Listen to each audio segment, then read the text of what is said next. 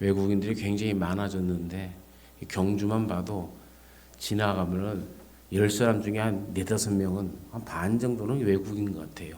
한국 사람 보기보다도 외국 사람 보는 게 더 쉬워요. 다이소에 들어가면은 더 많아요. 왜 이렇게 외국인들이 많나 생각이 들어요. 근데 한국에 와서 또 한국에 오랫동안 살아가면서 이제 한국어를 한국 사람보다 더 잘하는 사람들도 많아요. 제가 깜짝 놀라는 게 외국인이 어떻게 저렇게 한국말을 잘할 수 있을까? 근데 과연 그 뜻은 다 알고 얘기하는 걸까? 아니면 그냥 말만 얘기하는 걸까? 하는 그런 생각이 들더라고요. 어떻게 보면 한국에서 태어나고 한국에서 자란 한국인들보다도 외국인들이 오히려 이 한국어를 더 잘하는 모습, 또 그 단어의 뜻까지 어떤 사람들은 잘 이해하고 있더라고요. 그럼에도 외국인으로서 한국어를 배울 때 이해가 안 가는 것들이 꽤 있을 수가 있죠. 한국 사람들도 미국에 가면은 한국 의사라는 직업, 변호사라는 직업을 가지고 가면 미국에서는 변호사나 의사 자격증이 안 나와요. 왜 안 나올까요? 이유는 간단한 거예요. 그 나라의 통속적으로 속한 말을 모른다는 거예요. 대부분 변호사나 의사 또 어떻게 보면 극한 상황 속에서 이 얘기를 할 때에 그런 얘기들 못 알아들을 경우가 허다하기 때문에 순간을 놓치면 생명을 앗아갈 수가 있기 때문에 또 재판이 길어지는 게 그릇되기 때문에 이 한국 사람이 뿐만 아니라 어떤 나라에서든지 미국의 영어에 어렸을 때부터 잘하지 않으면은 변호사나 의사가 되지는 못한다 그럽니다. 한국도 마찬가지예요. 한국에 고려인들이 많습니다. 이 대부분 카자흐스탄이나 러시아에 사는 사람들이 고려인인데 그 사람들이 전체 인구가 50만 명 정도 돼요. 50만 명 인구 중에 한국에 들어온 사람이 몇 명인 줄 아십니까? 12만 명이 한국에 들어와 있어요. 근데 그 사람들도 자기의 직업이 변호사였고 의사였는데 한국에 들어오니까는 의사 자격증도 안 주고 변호사도 못하게 하더라는 거예요. 그 이유가 뭐겠습니까? 다시 말해 우리가 말하는 그 뜻을 모른다는 거예요. 우리가 흔히 하는 말 중에 좀 힘들고 굉장히 좀 어려움에 처하면 아이고 애 먹었다 그러죠. 애 먹었다. 근데 이거 외국인들이 이 말을 들을 때는 뭐라고 그럴까요?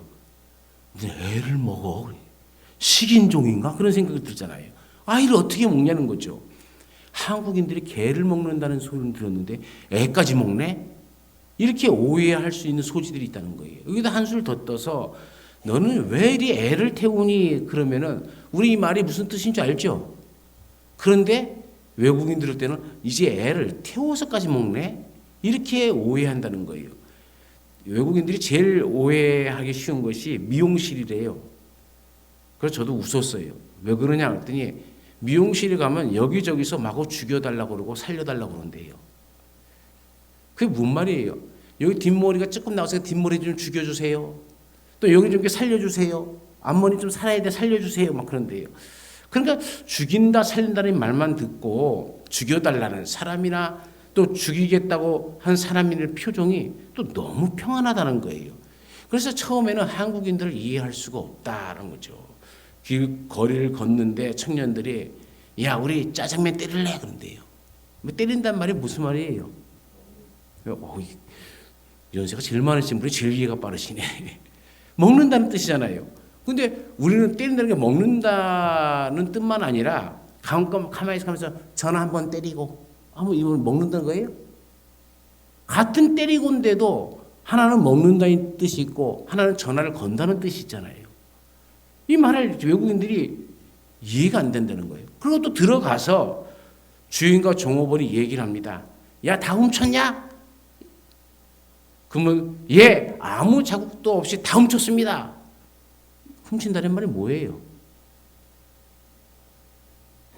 그렇죠. 열심히 잘 닦았다는 얘기잖아요. 아무 자국도 없이 잘 닦았다는 얘기예요. 그럼 주인이 그래 잘했다 쉬어라. 훔친 종업원은 칭찬받아서 좋고 주인은 종업원이 잘 훔쳤다고 흡족해 하니까는 외국인으로서는 이 단어 선정하기가 참 어렵다는 얘기죠. 그러니까 이런 말들은 다 그 안에 속뜻이 있어서 겉으로 문법적으로 드러나는 언어와는 차원이 다른 또 다른 말의 의미를 전하는 것이기 때문에 이런 말들이 이 외에도 제가 이것만 가지고 얘기해도 오늘 하루 종일 얘기해도 엄청나게 많을 거예요. 이런 말들을 전부 이해하기 위해서는 그래서 시간이 필요한 것이죠. 이런 말들은 언어를 그냥 아는 것만으로는 이해가 안 됩니다. 뭔가가 더 있어야 이해가 되는 거죠. 문화를 알아야 되고 생활 방식을 알아야 이해가 되어지는 말이죠. 이와 굉장히 비슷하게 우리가 성경을 하나님의 말씀이라고 하며 읽는데 왜 많은 사람이 성경을 잘 이해하지 못하고 읽느냐? 왜 성경을 읽기만 하면 졸리기만 할까? 그것은 성경책을 한 권으로 갖고 있기 때문에 성경이 한 권인 줄 알기 때문인 거예요. 성경은 66권이 각기 다른 책들입니다. 어떻게 보면 이런 책들 하나 다 모아서 66권이 된 거죠. 그것도 약 1500년에 걸쳐서 40여 명이 넘는 사람들이 기록한 책들을 모은 것이 성경입니다. 한마디로 쭉 하면 하나님 우리에게 주신 것이다라고 얘기할 수 있지만은 사람의 손을 빌려서 쓴 거죠. 이 사람의 손을 빌려서 썼을 때는 그 시대의 문화, 그 시대의 정치적 상황, 그 시대의 경제적 상황, 그 시대의 이 사람과 사람들이 통하는 언어들을 통해서 그대로 그 성경을 썼어요. 그러니까 우리가 그 시대를 모르고 성경을 읽는다면 이거 뭔 말이지? 무슨 뜻이지? 이런 생각으로 보니까는 성경도 잘 들어오지도 않고 또 외워지지도 않아요. 마치 외국인들이 한국어를 배우는 것처럼 하나하나 다 배워야 되고 그것을 경험해 봐야 그것이 무슨 뜻인 줄을 이해가 되어지는 것이죠. 막상 우리는 성경을 읽으면서 그 내용을 안다고 생각하지만은 사실은 하나님의 뜻을 제대로 파악하기는 그렇게 쉽지가 않다는 겁니다. 그래서 주님의 뜻을 오해하고 착각해서 그 결과 괴로워하거나 화내거나 슬퍼하거나 성경이 말도 안 된다고 말하기도 하죠. 머리로만 지식으로만 알기 때문에 그런 겁니다. 그런데 성경은 우리에게 하나님의 뜻을 열고 풀어주는 열쇠가 있다고 알려줘요. 그게 뭡니까? 성경을 뜻을 우리에게 알려주고 뜻을 해석해 주는 그게 무엇이냐면 그것을 우리는 믿음이라고 하는 겁니다. 믿음을 통해서 우리는 하나님의 뜻을 알게 되어지고 믿음으로 성경을 보게 되어질 때에 하나님의 진정한 뜻, 하나님의 마음을 이해할 수가 있는 거예요. 하나님의 마음을 이해하는 것, 그게 바로 믿음이에요. 믿음이 없이는 하나님을 기쁘시게 할 수 없어요. 우리가 성경의 배경 지식과 또 어떤 상황 속에서 이 말씀이 누구에게 전해졌는지 알아야 이해를 잘 할 뿐만 아니라 그 말씀, 왜 이런 하나님의 말씀을 그 당시 사람들에게 주셨을까 하는 것을 볼 수 있는 눈이 열려지는 것인데 그게 바로 믿음으로 열려지는 눈이라는 겁니다. 오늘 말씀에 보면 아브라함이 의롭다 여김을 받은 것은 율법 때문이 아니라 믿음 때문이다라고 얘기하고 있죠. 어떤 면을 보면 우리 인간의 삶에서 모든 것이 믿음과 연결되어지지 않는 것이 있습니까? 없습니다. 우리가 저 사람은 믿는 사람이야, 저 사람은 안 믿는 사람이야 라고 하는 말의 의미는 저 사람은 크리스찬이고 이 사람은 크리스찬이 아니야 라는 뜻으로 쉽게 해석할 수가 있지만은 사실 세상 사는 모든 사람들 중에 아무것도 안 믿는 사람은 이 세상에 한 명도 없습니다. 누구나 다 뭔가를 믿고 있는 거예요. 난 예수를 안 믿어라고 하는 사람들은 예수를 안 믿는 것이 아닙니다. 그 자세히 보면 예수를 안 믿는 것이 아니라 예수는 하나님의 아들이 아니다. 예수는 구주가 아니다라는 것을 믿고 있는 거예요. 이게 이해가 돼야 됩니다. 다른 말로 표현하면 하나님이 없다라고 주장하면 하나님이 어디 있어? 신이 어디 있어? 이 세상은 다 우연히 된 것이지 신은 없다라고 주장하는 사람들은 신을 안 믿는 게 아니고 신이 없다라는 것을 믿고 있는 거예요. 이걸 부정적 믿음이라고 하는 겁니다. 또 성경의 기적 사건들을 안 믿는 사람들도 있죠. 성경의 기적들을 믿지 않는 것이 아니라 기적이 일어날 수 없다라는 것을 믿는 거예요. 그러면 믿음이란 선택의 문제입니다. 여러분 생각해 보십시오. 지금 내가 알고 있는 모든 것은 내가 선택해서 사실이라고 받아들인 것을 알고 있는 거예요. 그래서 믿음은 선택의 문제이기도 한 거죠. 무엇을 믿기로 선택하는가의 문제입니다. 나는 예수를 안 믿어가 아니라 예수는 하나님의 아들이 아니다, 구세주가 아니다라는 것을 믿기로 선택해버린 겁니다. 그러니까 믿느냐 안 믿느냐가 아닙니다. 무엇을 믿느냐가 문제예요. 무엇을. 여기 있는 모든 사람들이 다 그렇습니다. 아니 이 세상 사람들이 다 그렇습니다. 우리는 오늘 본문에 등장하는 아브라함을 믿음의 조상이라고 말합니다. 아브라함이 그렇게 될 수 있었던 것은 결코 그가 율법을 행함으로 된 것이 아니라는 것을 오늘 본문에서 강조하면서 얘기합니다. 왜냐하면 아브라함 때는 아직 율법이 없었고 아브라함 때부터 430년이 지난 후에 모세를 통해서 율법이 주어졌기 때문이죠. 그러니까 아브라함 때는 또 모세가 율법을 받을 때는 시간과 공간적 차이는 400년에서 500년 차이가 납니다. 아브라함은 분명히 율법이 주어지기 훨씬 전에 살았던 사람이죠. 아브라함은 우리가 대략 주전 2000년경, 주님 오시기 전 2000년경에 지금으로부터 따지면 3000년 전이죠. 그때 살았을 것으로 추정합니다. 그리고 율법이 모세에게 주어진 그때는 기원전 1500년경 그 정도로 이 연도였을 것이라고 추정을 하죠. 그러니까 아브라함의 믿음의 조상이 된 것은 율법을 행함으로 된 것이 아니라 오직 하나님의 은혜로 된 것이고 아브라함이 하나님으로부터 의로 여김을 받은 것은 믿음으로 된 거예요. 다시 말하면 아브라함이 하나님의 말씀을 듣고 말씀대로 갈 것인가 안 갈 것인가. 여기서 아브라함은 하나님의 말씀을 선택해서 갔다는 거예요. 그래서 오늘 본문을 보면 두 종류의 언어가 있는 것을 봐요. 하나는 율법 언어고 하나는 약속 언어입니다. 은혜 언어라고도 해요. 율법 언어는 너는 이렇게 해야 된다. 그렇게 해야 산다라는 식으로 우리 행위를 먼저 요구합니다. 반면 은혜 언어, 약속의 언어는 내가 이렇게 해줄게. 이것을 네가 받아들이지 않겠니? 라는 주님의 말씀이죠. 아브라함에게 주신 말씀은 네가 율법을 잘 지키면 내가 너에게 복을 줄 것이다 라가 아닙니다. 내가 너에게 복을 줄 것이니 너는 내가 주는 이 약속을 받아들여야 하지 않겠니? 라는 뜻이죠. 생각해 보십시오. 여기 있는 분들은 분명히 누군가의 자녀이죠. 동시에 또 결혼해서 자녀를 둔 분들도 있죠. 만일 내가 자녀에게 여러 가지 일들을 적힌 리스트를 주면서 야, 네가 여기 적힌 대로 네가 다 해야만 너는 내 자녀가 될 수 있어. 넌 그 자격을 얻게 된다. 라고 하거나 내가 내 말을 잘 들어야 내 아들, 딸이 될 수 있지. 네가 잘하는지 보고 내가 너를 아들을 삼든지 딸을 삼든지 할 거다. 라고 한다면 그것이 바로 율법 언어라는 얘기입니다. 너는 이것을 해야 내 자녀가 될 수 있어. 아니면 안 돼. 라고 하면 얼마나 부담스럽고 괴롭겠습니까? 그러나 정말 부모라면 그렇게 하겠습니까? 진짜 부모라면 그렇게 할 사람이 없죠. 아무리 제대로 하지 않고 잘못된 길을 자녀들이 간다 할지라도 자식은 자식이죠. 어떻게 자식에게 너 이렇게 해야 내 자녀가 될 수 있어. 이렇게 얘기할 수 있겠습니까?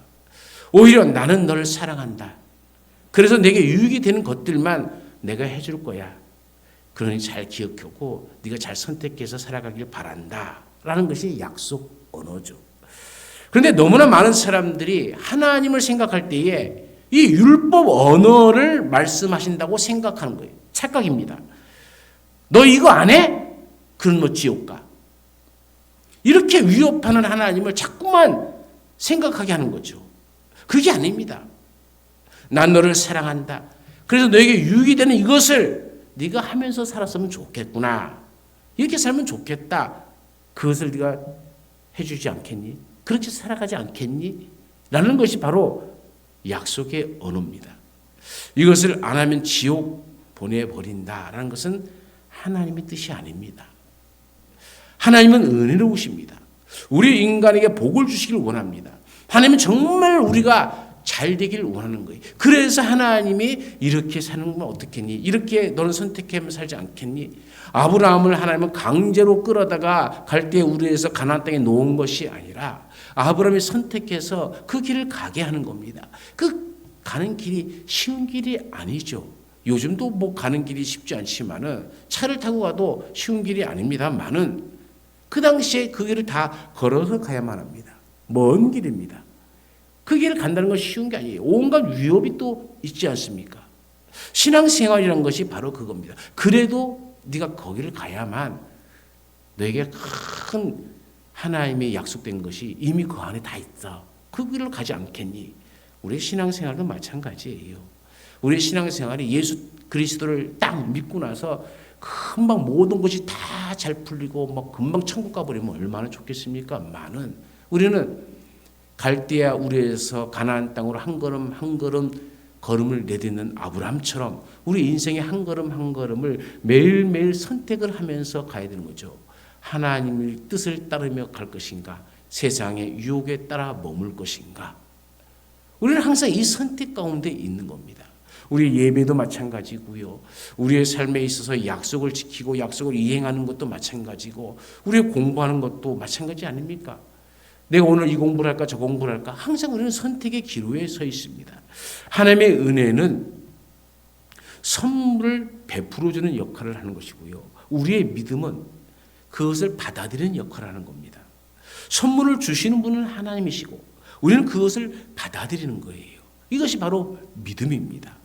보십시오. 우리 중에 태어나자마자 앞뒤 좌우를 살피면서 여러분 자녀 낳으셨죠? 그러니까 자녀가 태어나면서 이 사람이 내 엄마네? 이 사람이 내 아빠네?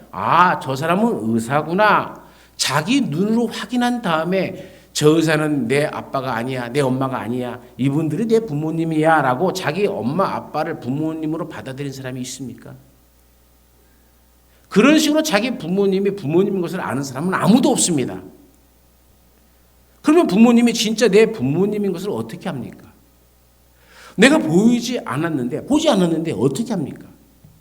무엇보다도 부모님이 나를 사랑해 주시고 또 당신들과 닮았다고 하고 사진도 보여주고 출생증명서도 보여주고 그런 것을 보면서 믿는 것이죠. 그러니까 우리가 직접 다 보고 확인한 다음 아는 것이 아니란 얘기입니다. 믿고 받아들이는 것이죠. 그런데 만약 아이가 태어나서 자라다가 나중에 아빠를 보고 당신은 내 아빠가 아니야. 아저씨야. 라고 하고 엄마를 보고는 아줌마 누구야? 라고 하면 부모 입장에서는 얼마나 큰 충격이겠습니까? 아무리 태어날 때의 사진을 보여주면서 너 왜 그러니 이거 봐 라고 확인해주고 어릴 때부터 사람들을 보여주고 이 사진 찍은 것도 같이 보여주고 출생증명서까지 다 보여줘도 한번 불신의 마음이 들어가면 뭐라고 생각하는 줄 아십니까? 이건 얼마든지 조작이 가능하니까 난 못 믿겠어. 요즘 사진 조작이 얼마나 쉬운 줄 알아요? 비디오도 마찬가지잖아. 이거 다 조작이야 라는 식으로 나오면 설명할 길이 없잖아요. 어떻게 설명합니까? 봐봐 너랑 나랑 얼마나 닮았어 라고 해도 그런 소리 하지 마세요. 나는 닮은 사람 많아요 라고 한다면 얼마나 답답한 일입니까? 그런데 그렇게 하는 사람은 사실 하나도 없잖아요. 우리는 그냥 다 받아들이지 않습니까? 그러면 이것은 결코 어떤 지식이나 경험으로 되는 것이 아니라 믿음으로 되는 것이죠. 지금 우리가 알고 있는 모든 지식은 믿음으로 내가 받아들인 겁니다. 어머니가 나를 낳으시는 그 장면을 내가 직접 확인해보고 내 어머니로 내 아버지로 받아들이는 것이 아니란 얘기죠. 부모님의 사랑을 믿음으로 받아들이는 겁니다. 특히 부모님의 사랑이 있고 그 사랑의 증거를 보고서 사실로 받아들이고 믿는 것이죠. 아기가 태어날 때 자기가 한 게 있습니까? 자기 노력으로 태어난 사람은 한 명도 없습니다. 하지만 일단 태어난 다음에는 자기 부모를 부모로서 받아들이고 서로 사랑하고 섬기며 살아가야 할 책임이 있는 것이죠. 하나님은 우리를 위해서 예수 그리스도를 보내주심으로 우리를 향한 하나님의 사랑을 확인해 주셨고 또 그 사랑에 대한 증명서를 주신 것이 바로 성경입니다. 또 우리를 하나님의 형상대로 지으셨기 때문에 우리는 하나님 닮은 점들이 많이 있습니다. 하나님처럼 우리 인간도 사랑을 하고 희생을 하고 진실하게 하고 의로움 등을 갖고 있지 않습니까? 아무리 악한 사람도 그런 것이 다 있습니다. 이런 하나님의 은혜에 대해서 우리가 할 일이 무엇입니까?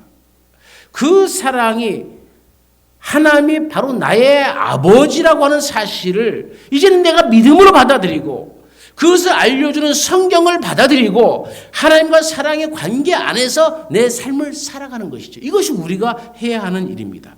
그런데 하나님을 믿지 않는 분들도 그렇지만 심지어 교회 다니는 분들 중에도 이 단순한 진리를 잘 믿지 못하는 경우를 종종 보게 되어집니다. 혹 우리 가운데 있을지도 모르죠. 가끔 그런 분들이 있어요. 내가 하나님은 믿겠다. 이 세상에는 신이 있다. 신이 창조했다. 어떻게 이 우주가 우연히 될 수 있겠는가? 정말 신이 있다고 나는 믿는다. 그러나 예수가 하나님의 아들이고 십자가에 죽고 부활해서 나를 구원했다는 것은 내가 믿지 못하겠다.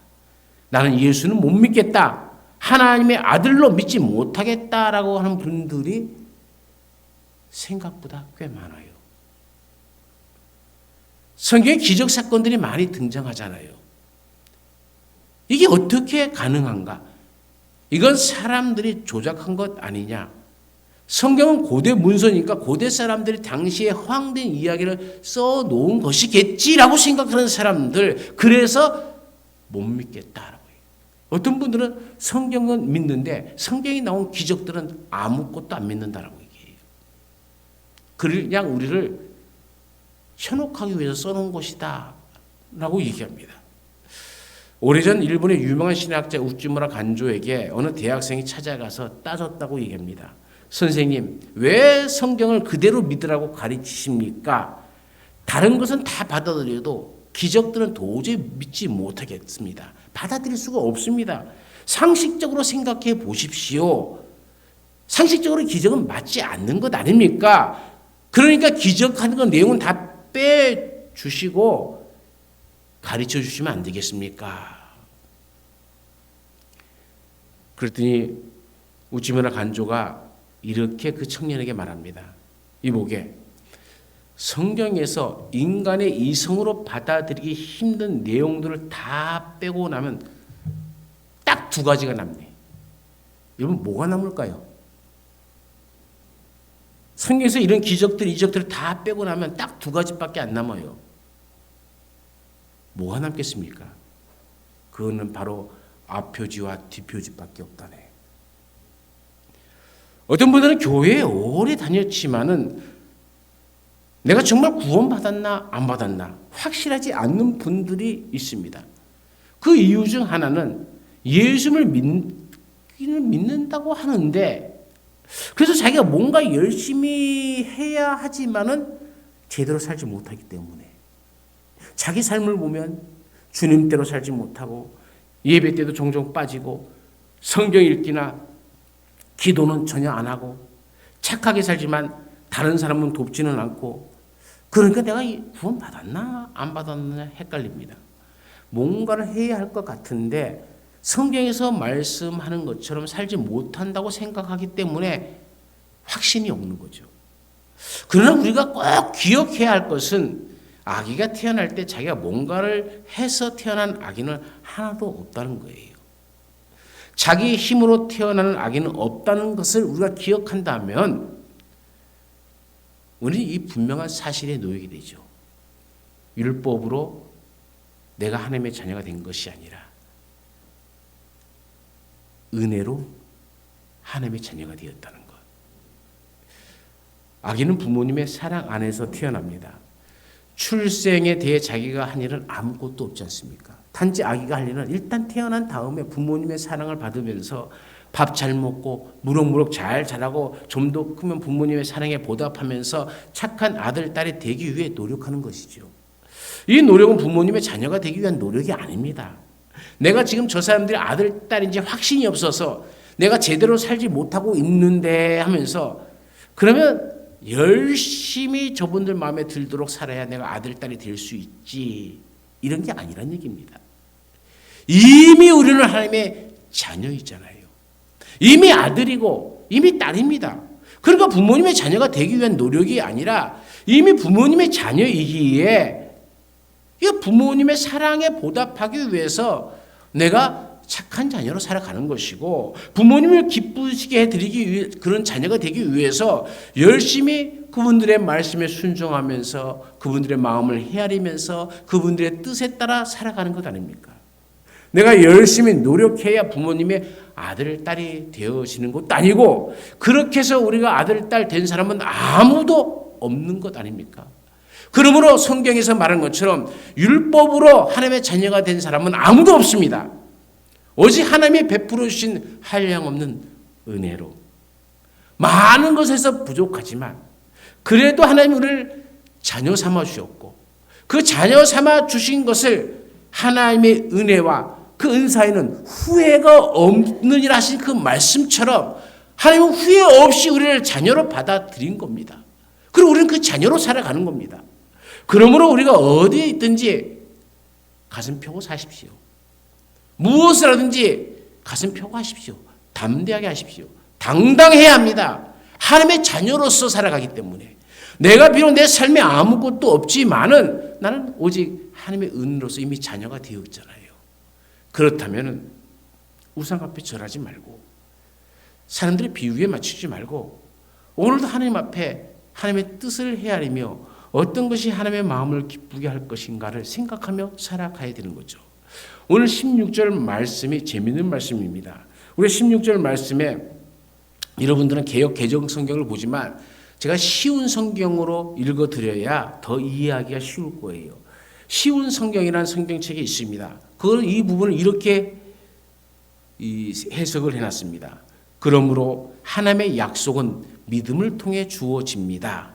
이렇게 하신 것은 하나님께서 아브라함의 모든 자손에게 약속을 은혜로 주시기 위해서입니다. 모세 율법 아래 사는 사람뿐만 아니라 우리 모두의 조상 아브라함처럼 믿음으로 사는 사람들 전부가 아브라함의 자손이 됩니다. 그러면 하나님 택한 백성이 누구라는 겁니까? 믿음으로 사는 사람이라는 거잖아요. 그 믿음은 하나님의 약속이라는 거잖아요. 그리고 우리 수용은 그 하나님의 약속은 믿음을 통해서 주어진다는 거잖아요. 하나님이 아브라함에게 약속을 했잖아요. 가나안 땅을 줄 것이라고. 너를 복 주는 자에게 내가 복을 주고 너를 저주하는 자에게 내가 저주할 것이라고. 여러분 하나님께서 아브라함에게 약속하신 언약을 보고 싶다면 창세기 12장 1절부터 쭉 읽어보십시오. 또 15장에도 나오고 또 18장에도 또 언약이 계속적으로 반복해서 나옵니다. 계속 읽어보십시오. 그 약속이 누구에게 주신 겁니까? 누구에게 주신 거예요? 이런 답답할 일이 있나? 당시에는 아브라함에게 주신 말씀이 그 복이 오늘은 나에게 주신 말씀이라는 거예요. 그래서 우리 모두의 조상 아브라함처럼 믿음으로 사는 사람들 전부가 아브라함의 자손이 된다고 그러잖아요. 하나님의 자손이 되어지는 겁니다. 하나님께서 아브라함의 모든 자손에게 약속을 은혜로 주셨다고 그러잖아요. 여러분 우리가 이후로 우리 삶이 하나님의 은혜로 가득가득 채워지기를 간절히 축원합니다.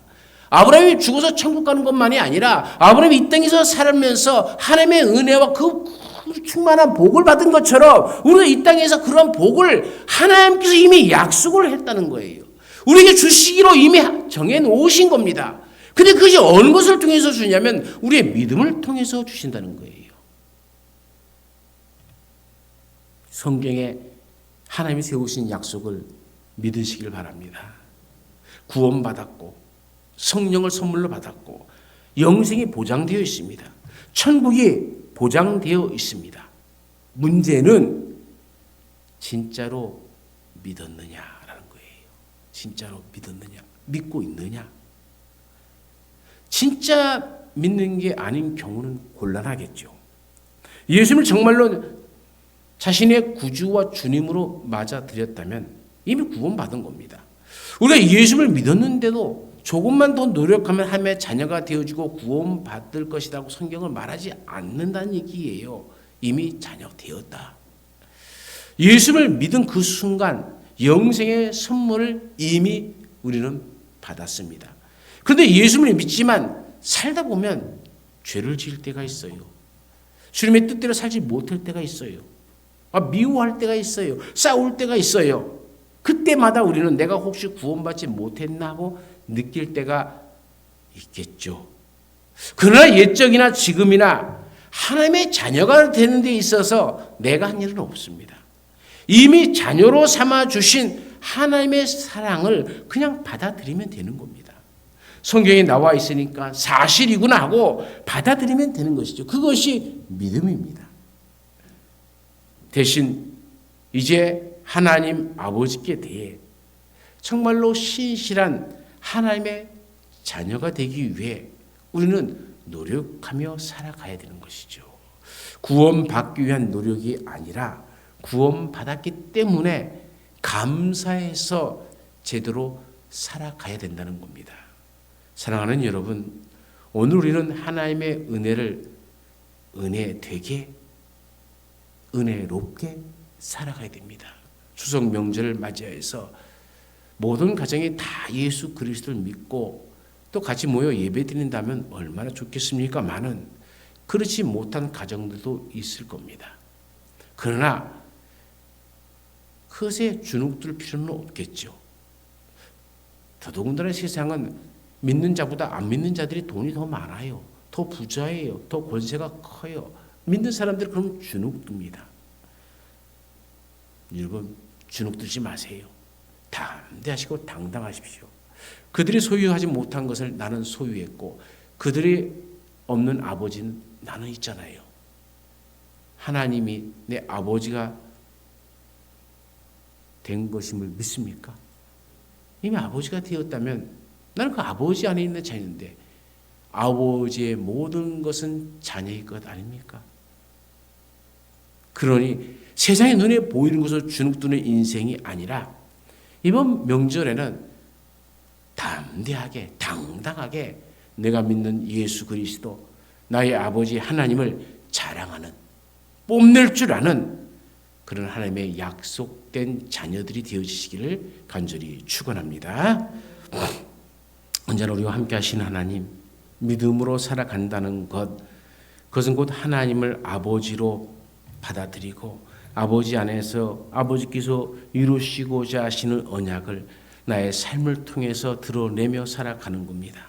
믿음으로 이루어져 갈 나의 삶, 나의 미래, 우리 자녀들의 삶이 얼마나 감사히 얼마나 기쁨인지를 보게 하시고 성경의 말씀 한 말씀 한 말씀이 내게 주신 말씀임을 깨닫고 그 말씀 안에서 살아가고 말씀의 은혜로 충만해져서 하나님이 주시는 복, 아브라함과 이삭과 야곱과 믿음의 조상들이 받았던 또 믿음의 선배들이 받았던 그 모든 은혜와 복이 오늘 우리가 이 땅을 살아가면서 누릴 수 있는 은혜요 복이 되게 하옵소서. 언제나 함께 하시는 예수님의 이름으로 기도드리옵나이다. 아멘.